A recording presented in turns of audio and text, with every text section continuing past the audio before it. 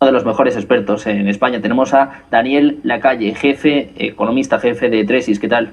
Daniel, muy buenas tardes. Muy buenas tardes, muy buenas tardes. ¿Qué tal? Muy bien, encantados de tenerte por aquí con esta noticia tan esperada, ¿no? Había, bueno, muchas quinielas, había hasta 4 nombres, pero Kevin Warsh siempre fue el favorito.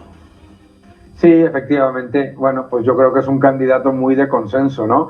Claramente una persona que, como has visto en los emails de reacción de todos los bancos de inversión, pues una persona considerada como una persona muy competente y muy válida y además que tiene una posición de independencia y de centrarse en lo que son los datos muy importante. Por lo tanto, todas esas preocupaciones porque se iba a nominar a un candidato que hiciera lo que dijese Trump cuando dijese Trump, pues obviamente no tiene ningún sentido. Lo que han elegido, de nuevo, es una persona que es muy buena y sobre todo yo creo que es alguien que tiene que empezar a recuperar que la Reserva Federal sea dependiente de los datos. No nos podemos olvidar que, lo siento mucho por el señor Jerome Powell, pero el historial de Jerome Powell ha sido ir siempre de cara a la narrativa y en contra de los datos.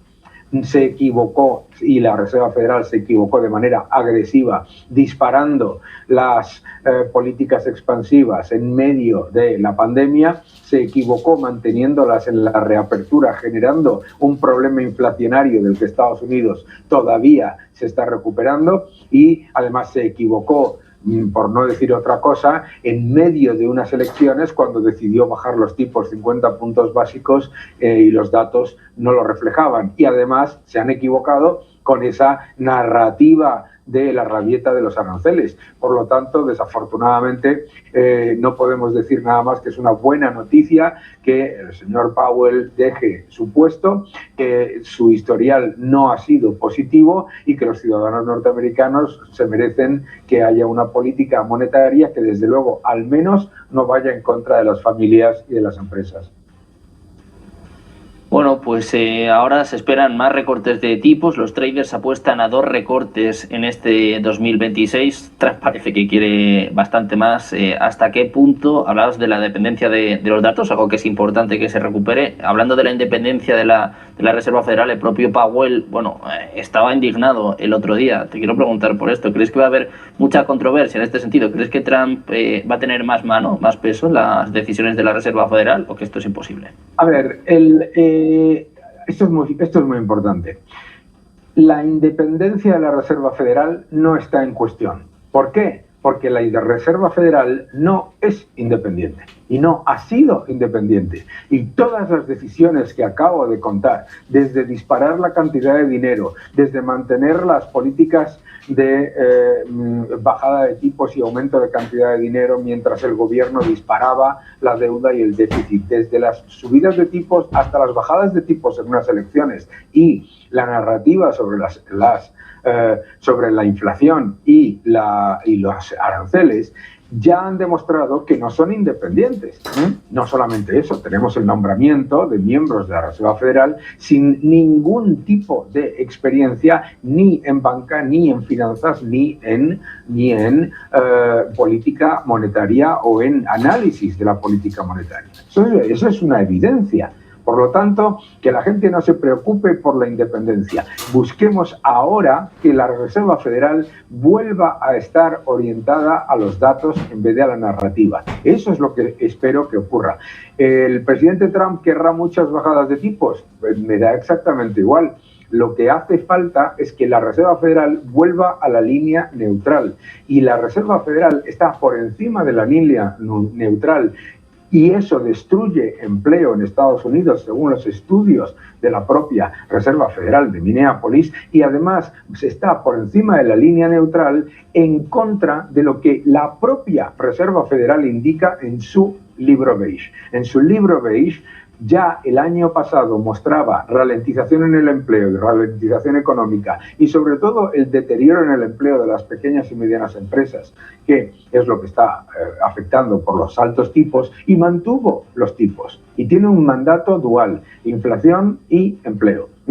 Y se ha centrado en una obsesión keynesiana porque los aranceles causan inflación, que obviamente no es, porque lo que causa la inflación es el aumento desproporcionado del gasto público y disparar la cantidad de dinero en el sistema, y los aranceles no suponen más unidades monetarias en el sistema. Se podrán criticar por otras razones, pero no por lo que la Reserva Federal tiene en su mandato, que es la inflación y el empleo. Y ha hecho daño al empleo y además, cuando tenía que controlar la inflación no lo hizo, y cuando no tenía que andar con mensajes sobre riesgos inflacionistas se puso aparentemente dura. Por lo tanto, lo que esperamos para el futuro es que este señor sea una persona más que, dentro de los que votan, porque el presidente de la Reserva Federal no es el que lo decide todo, pero sea que junto a los que votan, los que vuelva a recuperar que la Reserva Federal sea dependiente de los datos y no dependiente de la narrativa. Y se tiene que acabar ya que la Reserva Federal decida cuando le da la gana, que unas veces es que los datos no me gustan, entonces hago lo que me da la gana, y efectivamente, lo siento, el presidente Trump tenía toda la razón, porque se la han dado, porque en medio de unas elecciones, cuando deberían haber estado neutrales, y además cuando los datos no indicaban que tenían que bajar tipos, bajaron tipos 50 puntos básicos, que a nadie se le escapa, es un beneficio clarísimo para el incumbente, es decir, la candidata del Partido Demócrata. Entonces, seamos serios con lo de la independencia. Lo que tiene que recuperarse es la independencia. Y yo creo que este es un candidato que, desde el punto de vista técnico, desde el punto de vista profesional y desde el punto de vista de independencia, es un candidato bueno. ¿Significa eso que tenga que hacer todo lo que le diga, lo que considere que tiene que hacer el presidente Trump? Claro que no, y no lo va a hacer. Y además, en cualquier caso, volvemos a que tiene que ver con un número de votos. Pero claro, cuando todo el mundo, que es que a mí me alucina, y perdona que me extienda, a mí me alucina que haya gente en el mercado preocupada ahora por la independencia de la Reserva Federal o de cualquier banco central. Porque llevamos desde el año 2007-2008 con unos bancos centrales completa y absolutamente politizados, que se dedican constantemente a priorizar que los estados disfracen sus gigantescos problemas fiscales por encima de lo que es su mandato en cuanto a la estabilidad de precios. Y esto se tiene que acabar. Entonces, yo creo que este es un candidato bueno. ¿Significa eso que haya que pensar que es lo mejor o lo peor? No, yo creo que es un candidato bueno que va en el sentido correcto, que es que la Reserva Federal deje de moverse con respecto a narrativas políticas y sea dependiente de los datos. Hoy han salido los datos de PPI y deberían estar avergonzados de haber hecho esas estimaciones completamente ridículas sobre los aranceles y la inflación. La inflación debería estar ahora alrededor del 6% con las estimaciones que hicieron. Hombre, pues seamos serios. Si se han equivocado, me parece muy bien, pero por lo menos que tomen responsabilidad. Lo que me parece insoportable e inaceptable es que el señor Powell, al que yo defendí de manera clarísima cuando se le nominó, pero es que el señor Powell ha incumplido su mandato y además se ha equivocado de manera brutal, y equivocándose de manera brutal, que le ha costado a los estadounidenses la mayor crisis inflacionaria y encima empeoramiento del empleo, encima se sienten molestos porque les criticamos. Y la otra cosa, y ya cierro, es que es increíble e intolerable que en el mercado exista esta especie de deificación de todo lo que hace un banco central. Los bancos centrales han sido responsables del inflacionismo de los últimos años. Los bancos centrales han sido responsables de que la deuda de los estados se haya disparado a máximos históricos. No han controlado en nada la locura fiscal y monetaria de los estados, y los ciudadanos lo están sufriendo. Por lo tanto, espero que este nombramiento vaya más en el que, por una vez, las decisiones de la Reserva Federal vayan en favor de las familias y de las pequeñas y medianas empresas, y no a favor de que el Estado se agrande, engorde y dispare sus desequilibrios.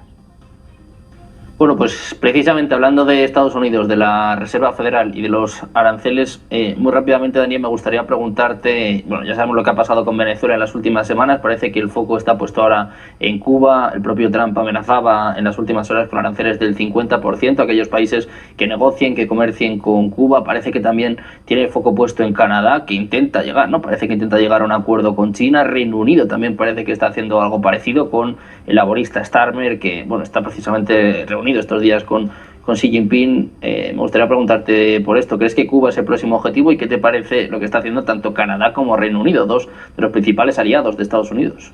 Bueno, yo creo que son dos cosas muy diferentes, ¿no? Yo creo que son dos cosas muy diferentes. Cuba es una amenaza para el mundo y lo ha sido, y es una amenaza para los cubanos. La dictadura cubana es la economía más subvencionada del mundo, ¿eh? Recibe miles de millones de dólares de China, de Rusia, de India, de la Unión Europea también, con donaciones de deuda, petróleo gratis de Venezuela y de México, y tiene a su población convertida en unos prisioneros de una cárcel de miseria. Eso es lo más importante.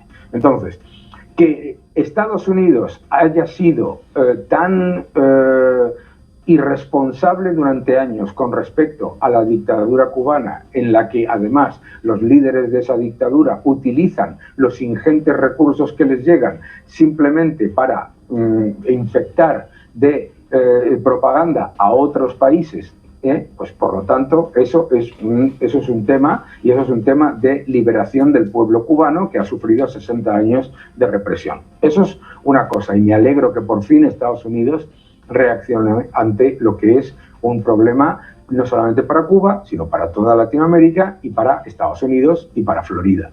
Bien, eso es una cosa. Canadá y Reino Unido. Canadá y Reino Unido tienen toda la libertad para decidir hacer acuerdos comerciales con quien quiera. Lo que no pueden hacer es tomar una posición de equidistancia para que luego, cuando la economía de Canadá, que está en estancamiento, la de Reino Unido, que está en estancamiento, vaya perdiendo competitividad, pierdan cada vez mayores opciones porque han firmado acuerdos que le están regalando a China el futuro de la automoción, de la tecnología, de la industria, de la ganadería y de la agricultura, entonces luego digan que es que hay que sentarse a hablar con Estados Unidos. Estados Unidos y el presidente Trump le está recordando al señor Starmer y al señor Carney que la equidistancia con China es un gravísimo error, que ellos se creen que eso les da a ellos mucha soberanía, pero la soberanía a costa de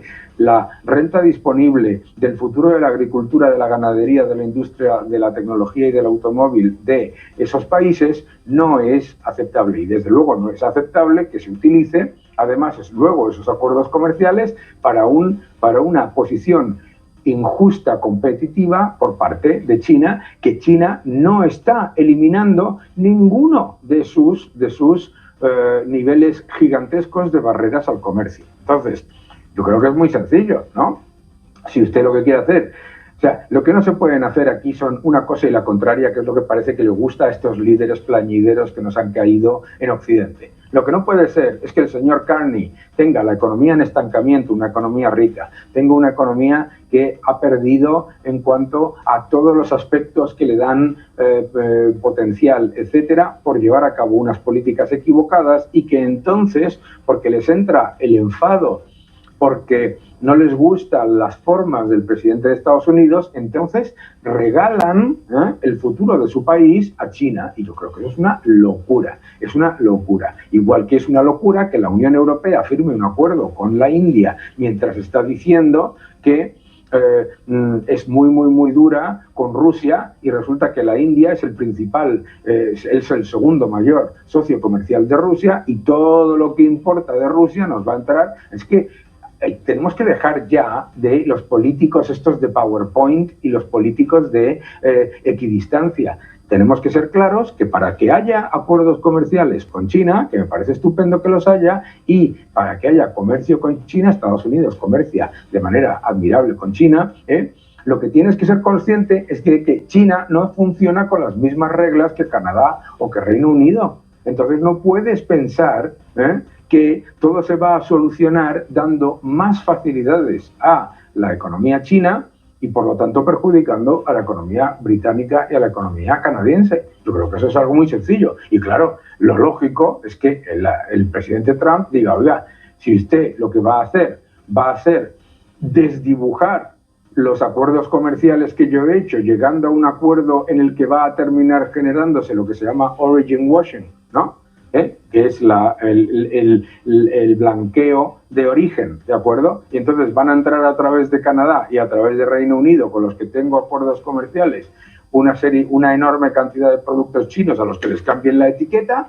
Estamos de broma, ¿no? ¿Sabes? No, yo creo que hay que ser realistas. Yo creo que no hay nada más que ser realistas. Y ser realistas porque yo creo que ya en el año 2026, el que esté pensando que llegar a acuerdos comerciales con China es un gran beneficio para la economía doméstica, tiene un problema con la estadística y tiene un problema con las matemáticas. La posición de China es legítima, obviamente. Encantados de la vida de que les regalen el futuro de nuestra industria y de nuestra tecnología.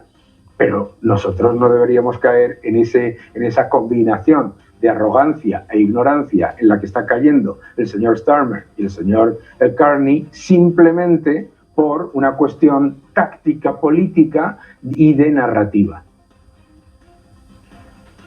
Bueno, pues muy atentos a lo que suceda con Cuba, pendientes de estos acuerdos comerciales, es que finalmente se firman por parte de Canadá o de Reino Unido. Daniel, muchísimas gracias por estar con nosotros.